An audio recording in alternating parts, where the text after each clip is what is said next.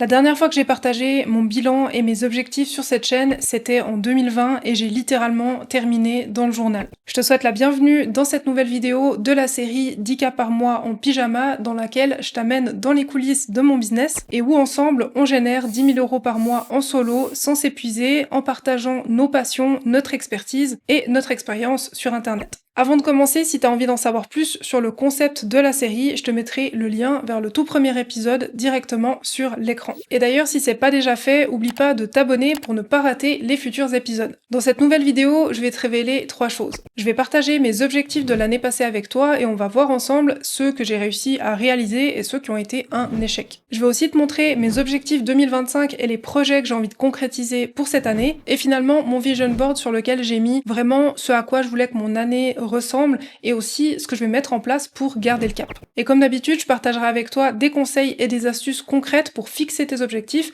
et pour t'aider aussi à les atteindre cette année. L'année passée, j'ai pas fait de bilan sur cette chaîne comme je le fais d'habitude et tu vas vite comprendre quand je t'aurai parlé de la grosse transition que j'ai dû faire pour mon business en 2024. Le premier objectif qui allait dans le sens de cette transition, c'était de pivoter mon business. Fin 2023, j'ai complètement transformé mon business et je suis passée de la niche de la connaissance de soi et du développement personnel à la niche du business en ligne. Si tu me connais depuis mes débuts sur cette chaîne, tu sais qu'au départ, je partageais du contenu sur le développement personnel et que par la suite, j'ai transitionné petit à petit vers la connaissance de soi en fait et le human design. Et en fait, le truc, c'est qu'à côté de ça, j'étais justement coach en connaissance de soi et petit à petit avec mes clients, j'étais de plus en plus amenée à leur donner des outils concrets pour matérialiser leur mission de vie et donc les aider à lancer leur propre activité. Et comme ça faisait plus de 10 ans que j'évoluais dans le domaine du marketing digital, en fait, c'était assez logique parce que j'avais déjà accompagné des centaines de personnes à lancer et développer leur activité sur internet dans ma carrière avant, quand j'étais salariée. Donc en fait, cette transition-là, elle s'est faite un petit peu en douceur et un petit peu naturellement. C'était juste logique en fait que j'aille dans cette direction pour donner vraiment des outils concrets à mes clients et pas juste les aider à trouver la direction dans laquelle aller, mais vraiment pour s'épanouir dans tous les aspects de sa vie. Il y a rien de mieux que de lancer son business. Après, bien sûr, ça convient pas à tout le monde, mais dans mon cas, puisque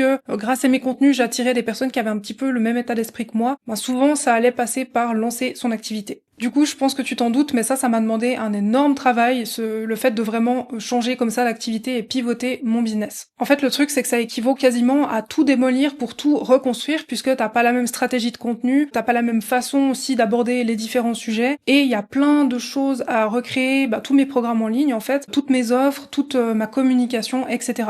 Donc ça a été un énorme projet, mais en même temps, ça a été trop cool parce qu'en fait, ça m'a permis de condenser vraiment toutes mes années d'expérience, mes 10 ans en marketing, mes centaines de clients accompagnés déjà auparavant, et de vraiment reconstruire un business autour de ce que j'avais à offrir aujourd'hui par rapport à mes compétences et à mon expérience. Tout ce que j'ai fait, tout ce que j'ai mis en place l'année passée quand j'ai reconstruit mon business, c'est ce que j'apprends à faire aussi dans mes accompagnements aujourd'hui pour mes clients. Donc en fait, ça m'a permis de valider et de consolider ma méthode et vraiment d'en faire quelque chose avec des étapes claires à suivre pour vraiment lancer son activité, déjà trouver en fait une idée rentable par rapport à nos compétences, à notre expertise et à ce qu'on a envie de partager, et ensuite trouver aussi comment le monétiser concrètement, les différents business models qui existent, etc. Donc cet objectif-là, il a été atteint, et mon message ici, c'est que si tu sens que t'es plus aligné avec ce que tu fais aujourd'hui dans ton activité ou même dans ton activité de salarié, ça vaut la peine, même si tu sais que ça va être un gros morceau de tout reconstruire ou de pivoter ou de changer de voie, ça vaut vraiment la peine de le faire parce que je pense qu'on a tous quelque chose à apporter, et de poursuivre son intuition par rapport à ça si tu sens que t'es pas à ta place et que ta place est ailleurs, ça vaut vraiment la peine de faire cette transition-là puisque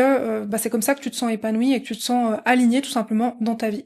Et donc avec tout ce travail de fond que j'ai fait, il y avait un deuxième objectif qui allait un petit peu avec le premier, qui était de changer de business model. Quand je me suis concentrée sur tout ce qui était connaissance de soi dans mon activité, je proposais 3 offres différentes. J'avais des formations en ligne, une boutique avec plein de ressources à l'intérieur, et aussi je proposais de la prestation de service, ou plutôt de l'accompagnement et du coaching. Et donc en 2024, pour aller avec mon nouveau positionnement, bien sûr j'ai fait un grand ménage et j'ai construit une seule offre hyper qualitative de 3 mois pour construire un business en ligne au service de sa liberté. Et là tu vas me dire, mais pourquoi t'as fait un grand ménage, pourquoi est-ce que t'as pas peut-être gardé les offres que t'avais avant et proposé justement plusieurs offres différentes? Parce qu'en fait, par expérience, quand on a peu de temps à disposition, comme moi je l'ai eu quand j'ai fait ce pivot, et puis qu'on a envie de vivre rapidement de son activité sans perdre des mois et des années à reconstruire des offres, etc., le meilleur moyen de faire ça rapidement, en fait, c'est les offres high ticket. Les offres high ticket, c'est les offres au-dessus de 1 000 € et c'est vraiment voilà le fait de mettre toute ton expertise dans une offre avec beaucoup de valeur à l'intérieur et ça te permet de pas avoir besoin de beaucoup de clients chaque mois pour vivre confortablement de ton activité. Parce que ce qu'il faut savoir, c'est que pour toute offre que tu vas créer, tu vas avoir un package derrière de travail qui va s'ajouter. Tu vas devoir créer du contenu, tu vas devoir tu vas mettre en place ta plateforme pour faire tes ventes, tu vas devoir mettre en place tes séquences d'emails et ça c'est un énorme boulot si t'as 5, 6, 7 offres. Chaque offre, tu vas devoir faire ça. C'est pour ça que souvent quand j'ai des débutants qui rentrent dans mon programme, j'explique parce que souvent ils ont plein d'idées. Moi j'étais aussi comme ça au départ, c'est ah ouais, je veux faire une boutique en ligne avec des ressources, puis voilà, je veux faire des formations, je veux faire des petits produits et en fait on se retrouve avec plein d'offres différentes et c'est vraiment compliqué d'avoir vraiment tout ça qui est très bien géré parce que rien qu'une séquence d'emails ça demande du temps, il faut faire des tests, il faut voir ce qui marche, il faut adapter au fil du temps et si on veut le faire bien, c'est quand même du travail. Donc pour un débutant et pour quelqu'un qui est pressé, je pense que la meilleure chose à faire c'est vraiment de se concentrer sur une offre high ticket et vraiment pas s'éparpiller au départ. Et une fois qu'on a peut-être une audience, qu'on a déjà des clients, on va pouvoir faire de l'upsell et proposer autre chose derrière. Et ce qui est cool aussi avec les offres high ticket, c'est qu'on va vraiment pouvoir condenser son expertise,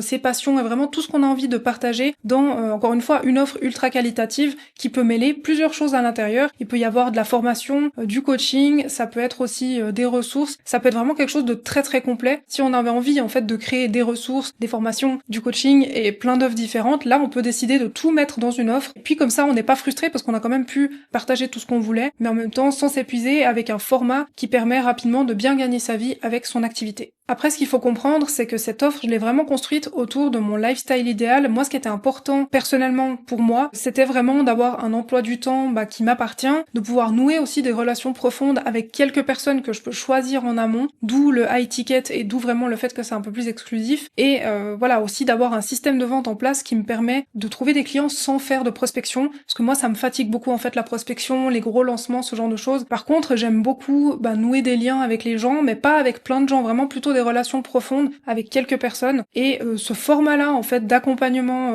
/ programme en ligne me permet de faire ça et d'autant plus voilà c'est pour ça que j'ai envie de garder ce format par la suite. C'est exactement le genre d'offre et le genre de business que construisent mes clients dans mon accompagnement. Donc si t'as envie de te lancer avec moi, même si t'as aujourd'hui déjà un business et que t'as envie vraiment de revoir les bases pour avoir quelque chose qui est vraiment au service de ta liberté et de ton indépendance, je te laisse le lien vers mon accompagnement donc dans la description et n'hésite pas à jeter un œil et à m'envoyer un email si tu as des questions. De toute façon, il y a toutes les infos sur la page. Donc tu l'as compris, le changement de business model s'est bien passé, donc ça j'en suis très contente. J'ai eu plein de clients l'année passée qui ont vraiment adoré travailler avec moi et ça a été hyper épanouissant, donc ça on peut dire que c'est validé et que c'est ok. J'avais un troisième objectif l'année passée qui n'était pas lié directement à mon business, mais si tu me connais, tu sais que moi je fais pas trop la distinction en fait entre business et vie personnelle parce que pour moi, en fait c'est la même chose, on n'est pas né dans deux timelines différentes. En fait, si t'es pas bien dans ton boulot ou dans ton business, tu seras pas bien non plus dans ta vie privée et vice versa. Et donc j'avais un objectif qui était plutôt lié à ma santé et à ma forme physique, on va dire,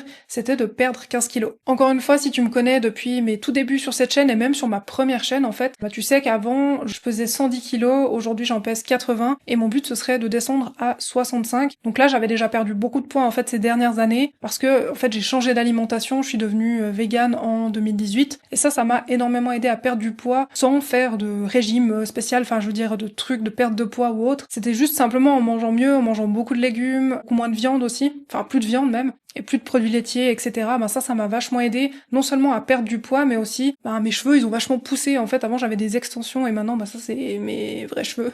Donc, ouais, ça a vachement poussé, et mes ongles aussi. Enfin bref, il y a plein de choses qui se sont améliorées, j'ai plus d'acné, plein de points positifs avec ça. Et voilà, donc j'avais perdu du poids, donc c'est déjà bien de passer de 110 à 80, c'est génial. Mais là, je voulais quand même perdre ces 15 derniers kilos, pour vraiment me sentir bien, et puis physiquement et esthétiquement avoir quelque chose de plus joli, parce que là, c'est vrai que, c'est un peu moins tonique, c'est vrai que quand on perd du poids, après il faut quand même faire du sport. Et moi quand j'avais eu cette perte de poids, c'était pas en faisant du sport, donc en fait je manque de tonus on va dire. Donc là vraiment mon but ça avait été de perdre ces 15 derniers kilos. Donc là, j'ai la première partie de l'équation qui est l'alimentation qui me correspond bien. Maintenant, par contre, ce qui manque, c'est faire plus d'activité physique et manger moins de produits transformés. Il faut savoir que j'adore manger. Moi, je suis quelqu'un qui adore la nourriture de manière générale et c'est vrai que surtout tout ce qui est fast food. Alors, je vais plus au McDo depuis des années. J'avais fait une vidéo là-dessus d'ailleurs sur l'hyperphagie parce que j'avais beaucoup de problèmes d'hyperphagie à l'époque. Maintenant moins, mais quand même j'adore toujours les burgers, etc. Sauf que je les fais maison, j'ai des recettes plus saines, etc.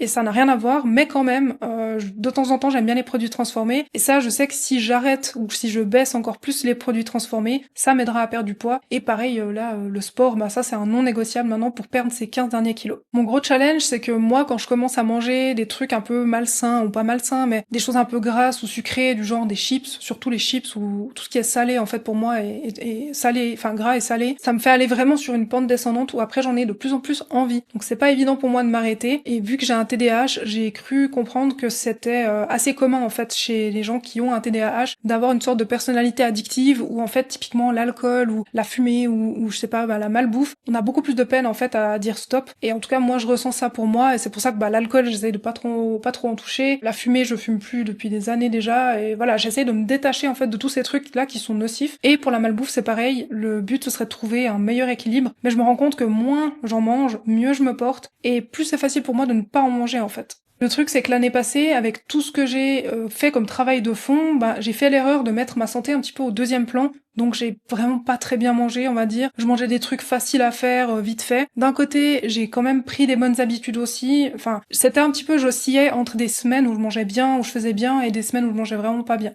Il faut savoir que mon copain, lui, ça c'est plus facile pour lui, disons, il a de la facilité à bien manger, etc. Et souvent, il me remettait un peu à l'ordre en disant, mais non, mais là il faut bien manger, en fait c'est hyper important, t'as un business et tout, il faut que tu te sentes bien. Et moi, je disais, ah non, mais je dois avoir la liberté de pouvoir manger ce que je veux. Enfin bref, je disais pas vraiment ça, mais dans ma tête, je me disais, en fait, quand tu manges ce genre de truc, t'es libre. Puis après, en réfléchissant, en discutant, etc., on s'est rendu compte qu'en fait, on croit qu'on est libre quand on mange de la malbouffe, quand on fume, quand on boit, etc. On se dit, ah ouais, mais les autres, là, ils m'emmerdent avec leurs trucs, laissez-moi faire ce que je veux, laissez-moi ma liberté, en fait. Et ce dont on se rend pas compte, c'est que tous ces trucs-là, la malbouffe, la cigarette, l'alcool, tout ce qui est un peu addictif comme ça nous enlève la liberté. En fait, on croit qu'on est libre de faire ça, parce qu'en fait, c'est ce qui nous a un peu inculqué dans les médias, il y a beaucoup de glamour autour de, par exemple, les cigarettes et tout.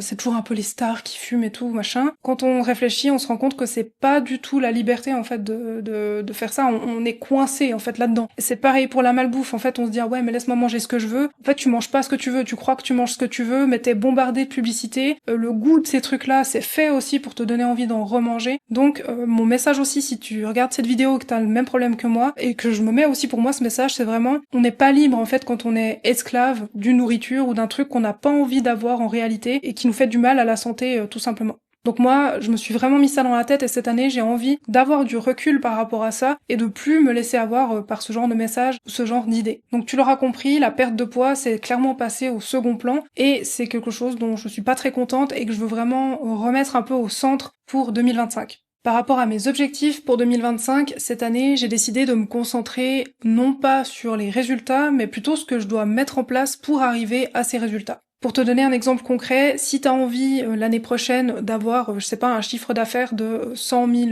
euros, au lieu de te mettre je vais atteindre 100 000 euros, tu vas mettre ce que tu vas faire chaque jour ou chaque semaine ou chaque mois pour arriver à ces 100 000 euros. Donc en fait, tu vas transformer un petit peu ton plan d'action en objectif. Concrètement, pour cet objectif, tu pourrais te dire que t'as envie de contacter 10 prospects par jour, d'organiser par exemple un challenge ou de mettre en place de la publicité. Dans mon cas, un de mes gros objectifs pour 2025, c'est de faire grandir ma chaîne YouTube. Mon but, ce serait d'avoir 10 000 abonnés. C'est beaucoup, sachant qu'aujourd'hui, j'en ai 3200, je crois, donc c'est beaucoup.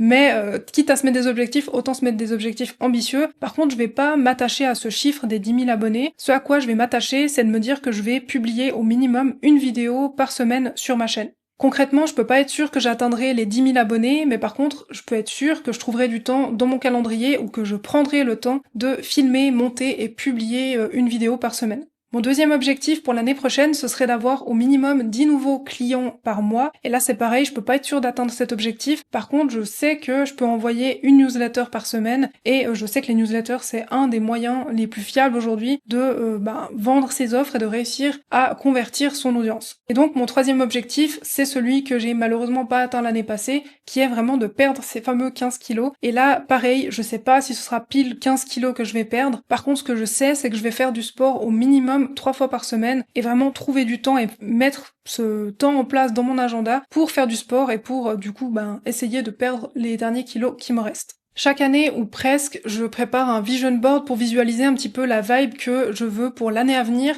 et en l'occurrence là pour cette année. Et le truc, c'est que avec le temps et l'expérience, j'ai développé un petit peu ma propre méthode pour vraiment avoir un vision board qui se matérialise. Alors bien sûr, c'est pas ton tableau de vision qui va se matérialiser tout seul. C'est toi qui vas devoir te mettre en action. Et justement, la méthode que je vais te présenter aujourd'hui, quand je vais te montrer là maintenant mon vision board, je vais te montrer en fait comment je le fais et t'expliquer pourquoi je le fais comme ça. Et tu verras que c'est vraiment fait justement pour faire passer à l'action, puisque c'est l'action qui va vraiment concrètement t'apporter des résultats. Parce que d'expérience, ça fonctionne pas de juste coller des jolies images sur un tableau. Ce qui fonctionne, en tout cas pour moi, c'est vraiment d'intégrer là-dedans des choses concrètes que je vais devoir mettre dans mon quotidien pour atteindre mes objectifs. Donc je vais te montrer mon vision board pour cette année et t'expliquer pourquoi je l'ai construit de cette façon-là. Voilà mon vision board pour 2025 et donc je vais t'expliquer chacune des différentes parties dont je te parlais tout à l'heure. Donc on a la partie en fait en haut à gauche. Dans cette partie j'ai mis en fait à quoi je voulais que ma vie et mon business ressemblent cette année. Donc l'idée c'est que j'ai envie vraiment d'être dans une ambiance cosy et de continuer aussi à développer l'aspect communauté de mon programme.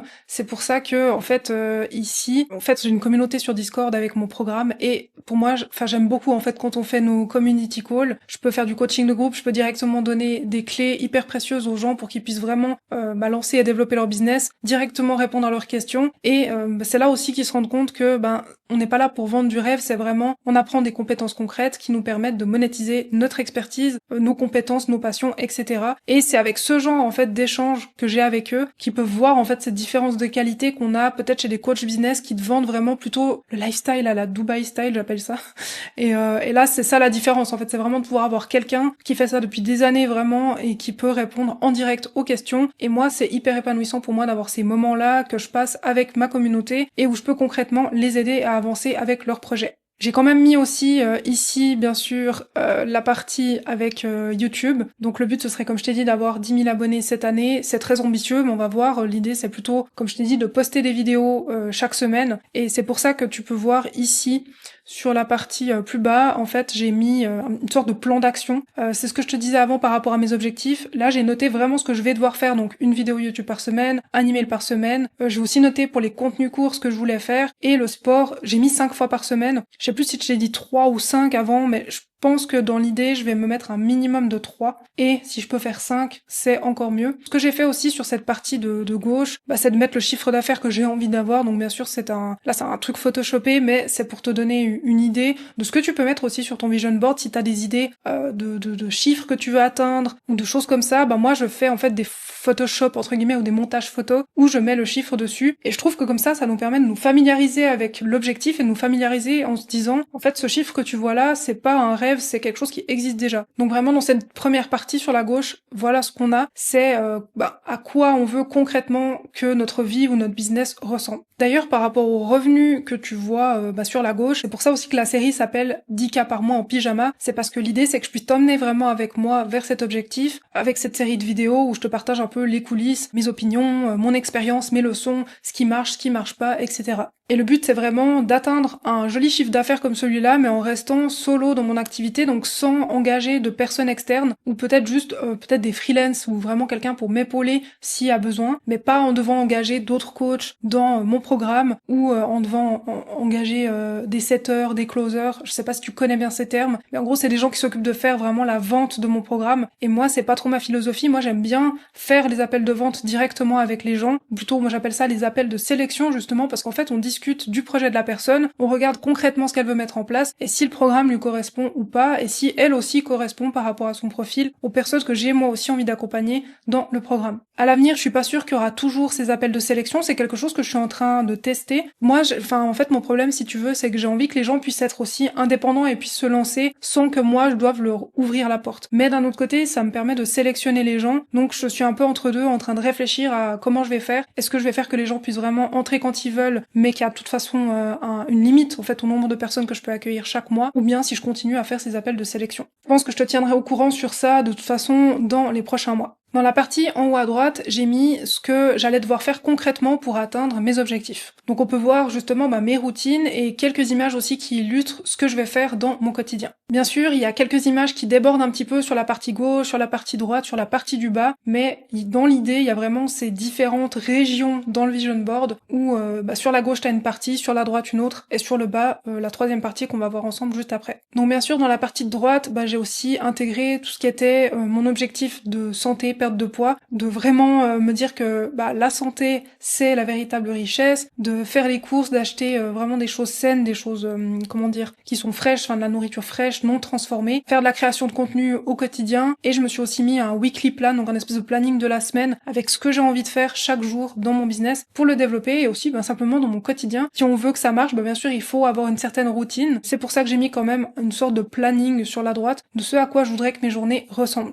Ce que j'ai fait aussi, c'est intégrer des commentaires ou des messages que je reçois de mes clients, des personnes qui consomment aussi mes contenus, qui me font super plaisir. En fait, merci beaucoup aux gens qui me prennent la peine en fait d'envoyer, de dire merci pour les contenus, pour le programme, pour quand on bosse ensemble, etc. C'est quelque chose qui fait vraiment chaud au cœur et c'est hyper important. Je pense que si vous avez aussi, toi t'as aussi un business, t'es toujours très content en fait quand un de tes clients te dit merci et ça fait toujours super plaisir. Et d'avoir mis ça sur mon vision board, en fait, c'est trop cool parce que à chaque fois que je vois en fait ces messages, ça me met de bonne humeur et je sais du coup pourquoi je fais ce que je fais, parce que des fois oui, ça prend quand même du temps, la création de contenu, des fois on est plus fatigué, c'est normal, mais voilà, quand on voit ce genre de message, on sait qu'on est utile et du coup ça fait super plaisir et c'est un méga coup de boost en fait pour durer et pour être persévérant. Et donc on arrive là à la partie du bas. Donc la partie du bas, en fait, l'idée, c'est de mettre des images de choses qui, moi, me rendent heureuse et qui me permettent aussi de me ressourcer. Typiquement, je sais que quand je mange sainement, je me sens bien. Je sais que quand j'apporte de la valeur à mes clients et aux personnes qui regardent mes contenus, et ça me fait aussi beaucoup de bien. Pour décorer un petit peu cette année, j'ai mis aussi des stickers et j'ai rajouté des hashtags qui englobent un petit peu la vision que j'ai pour mon business et pour ma vie cette année. Donc voilà, si toi aussi tu veux faire quelque chose un petit peu joli, entre guillemets, il y a plein de stickers. Moi, j'ai fait mon vision board cette année, je l'ai fait avec Canva. Je pense que je vais l'imprimer, mais je voulais déjà le laisser en digital comme ça quelques semaines, quelques jours, pour voir si je voulais pas rajouter des choses. Mais là, je pense que c'est pas mal. Et à mon avis, je vais l'imprimer et je vais l'afficher. En tout cas, n'hésite pas à me dire en commentaire ce que tu penses de cette façon de faire, donc vraiment de mettre en même temps ce que tu as envie de matérialiser, mais aussi ce que tu vas faire pour y arriver, et ce que tu vas faire aussi pour te ressourcer quand ça ira peut-être moins bien. Moi, je pense que c'est une bonne manière de faire dans le sens où t'as en même temps des images qui t'inspirent, mais t'as aussi des choses concrètes que tu vas vraiment mettre en place pour arriver à tes fins. Et ça, je pense que c'est le plus important, c'est vraiment le passage à l'action. En fait, si je devais mettre 3 mots-clés sur l'année que j'ai envie de matérialiser en 2025, ce serait indépendance, épanouissement et coziness. Oui, désolé, je sais pas comment on dit coziness en français, donc si t'as une idée d'un mot équivalent, n'hésite pas à me le dire en commentaire. Pour concrétiser ma vision, j'ai décidé d'aller un peu à contre-courant de ce qu'on voit aujourd'hui chez beaucoup de coachs business et de ne pas forcément scaler mon activité. Dans la prochaine vidéo, je vais t'expliquer pourquoi je décide justement de pas scaler et de rester solo dans mon activité et pourquoi ce genre de décision n'est pas toujours lié à un manque d'ambition. Si cette vidéo est déjà disponible au moment où je te parle, t'auras juste à cliquer dessus pour y accéder et si c'est pas le cas, n'hésite pas à t'abonner et à activer la cloche des notifications pour savoir quand elle sera disponible. Bien entendu, si t'as envie de réagir ou si t'as des questions par rapport à ce qu'on a vu ensemble aujourd'hui dans cette vidéo, n'hésite pas à laisser ton message en commentaire et je te réponds avec grand plaisir. En tout cas, je te remercie pour ce moment qu'on a passé ensemble et je te dis à bientôt.